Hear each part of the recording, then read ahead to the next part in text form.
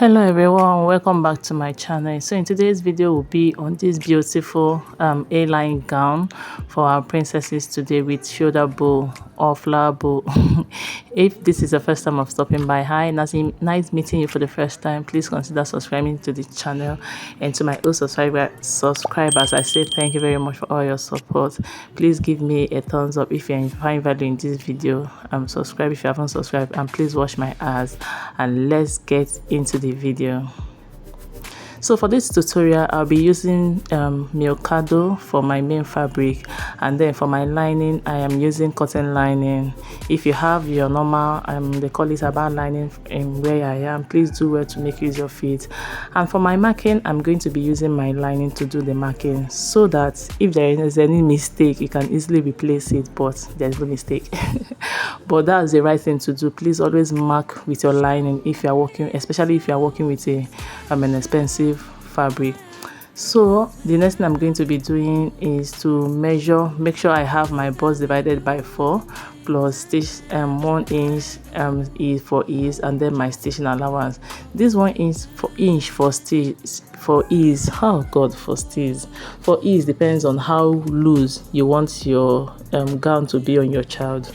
So I'll go ahead and mark a straight line to serve as our starting point, and then from there I'll go ahead and mark the full length of the gown, and the full length of the gown is 18 inches. So this is for a 1-year-old plus child, and so please work with your measurements.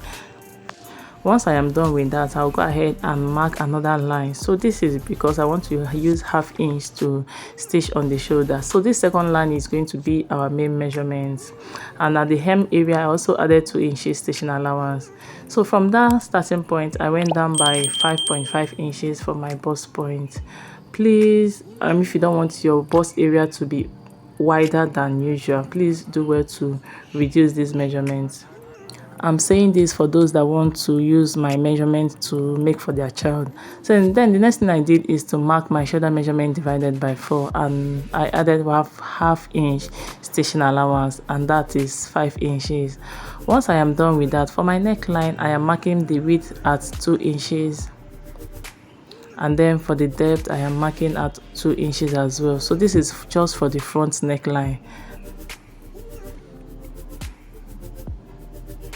Then I'll give it a round curve because I want it to have a round neckline.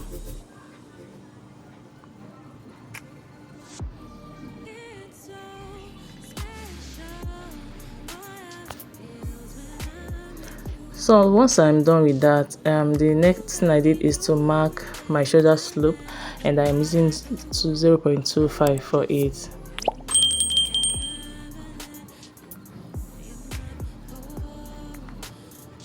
Then I'll go ahead and mark my bust measurement divided by 4. Then plus 1 inch stitching allowance, and then 1 inch for ease. And that's what I have there. I'll go ahead and curve in my armhole. For this armhole, as we do it on this channel, we're going to be curving the front and the back armhole. If you haven't seen the video of the basic bodies, please do well to check on the description box. It will be there so that you will know what we are doing. So I'll measure what I have at my bust area plus about 4 inches, and then I'll transfer this to our hem area. I forgot to mention that your folding, you're supposed to add after all your division and adding allowance every other, you are supposed to add 4 inches to it, because we are going to be using the 4 inches to slant for our A-line gown.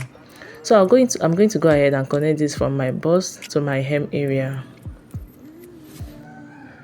and then from the hem area I'm going to come up by 1 inch, and then I'll connect it to about the center line of the gown. The 4 inches for this A-line depends on how wide you want it to be. I don't want mine to be too wide, so that's why I did 4 inches, and then I'll go ahead and cut this out. And if you haven't subscribed up to this moment, I'll remind you again, please take 1 minute to hit on the subscribe button, join the family. And to my old subscribers, I say thank you very much for all your support. So I'm going to transfer this pattern to another one so that we can cut out the back one. And as you can see, I added zipper allowance to it. And then for my back neckline, I am doing just 1 inch. And then I'll go ahead and shaping my back neckline before cutting it out.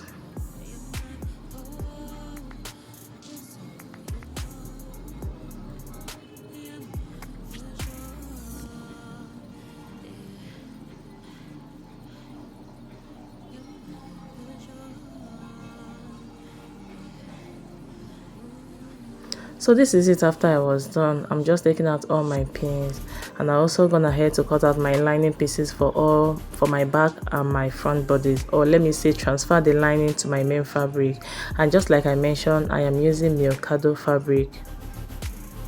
So I'll go ahead and bring in my main fabric and my lining, and I'll be doing front facing front for this. So we were working on our front bodies first. Once I place it well and arrange it, I'll stitch it down by 1/2 inch, and I'll also open my back bodies as well. And I'll be doing front facing front just like we did for the front, and I'll stitch on the neckline by 1/2 inch.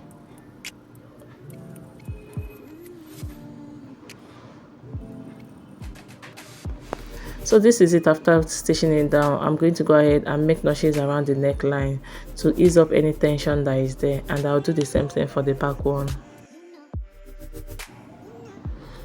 I'll go ahead and turn this to the front, and I'll also do the same thing for the front bodies. I'll turn it to the front.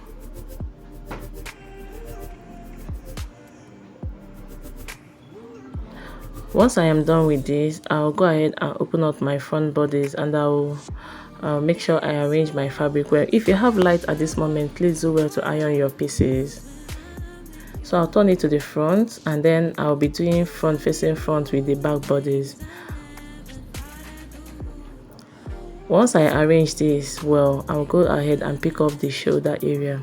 You can see the way I opened up my shoulder. Please do well to open yours this way, and then make sure you match your seam line very well. Once you match your seam line, please do well to pin that area first. That's the first place you're supposed to pin down. Once you pin it down, you're going to go ahead and pin every other side down, and then you're stitching it down by 1/2 inch, and you repeat the same process for the other side. So this is it after I was done. I'm just cutting out the excess at that area to reduce any bulge. Please be careful while cutting this so that you don't cut out your seam line. So once I am done, you can see what we have there. The shoulder is well tucked in, no rough edges showing. So we are going to be I'm going to go ahead and arrange these pieces well. We're going to go ahead and work on our armhole. You see the way I am folding my armhole?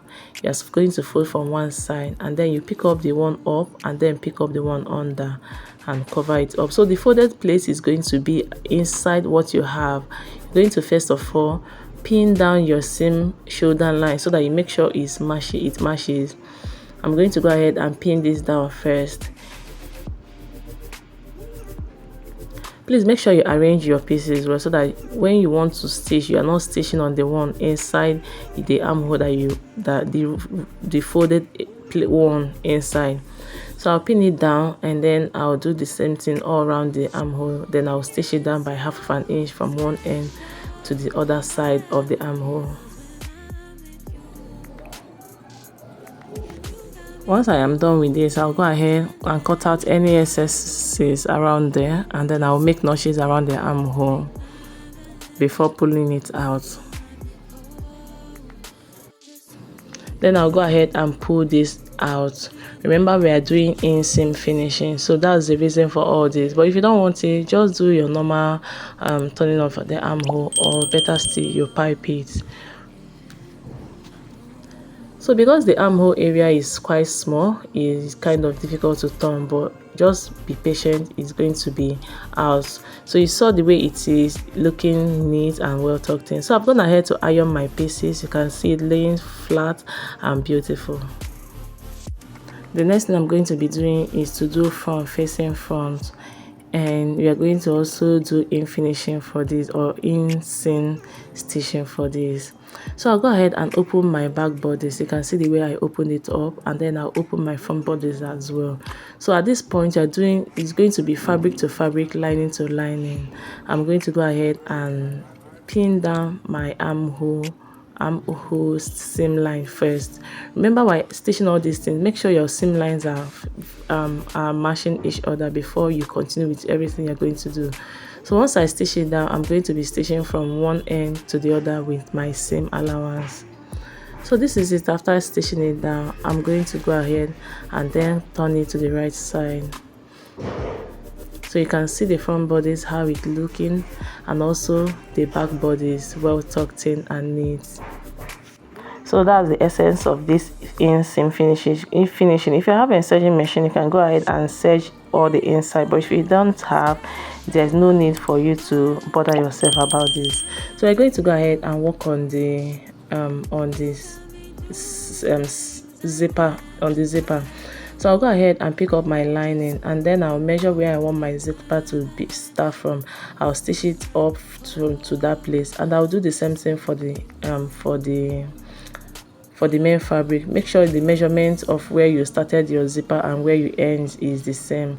And then for the neckline, I forgot to mention, please, while stitching your neckline, make sure you leave about 1 inch on your neckline area. Just that means don't stitch your zipper allowance on your neckline area. I had to loosen my own once I remembered what I was doing. I'm sorry for the mistake. So I'll go ahead and pick up my main fabric. Once I pick up my main fabric, I'll be doing my main fabric with my zipper front facing front, and then I'll stitch it down just like you see me holding it. I'll stitch it down all the way to where my zipper allowance is, and you can see my neckline is open while stitching it down.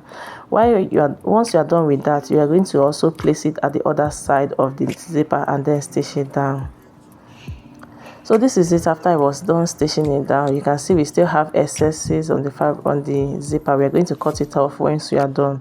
So I'll go ahead and open up my zipper, and then we are going to go ahead and use our lining to cover this zipper. So this zipper is going to be in between the lining and the main fabric. So I'm going to go ahead and stitch from the neckline. Remember, we still have our neckline area open at the zipper area. So I'll stitch it down once I am done with that, and then I'll start stitching just like you see me show you guys on the zipper area. Make sure you don't stitch on the zipper teeth.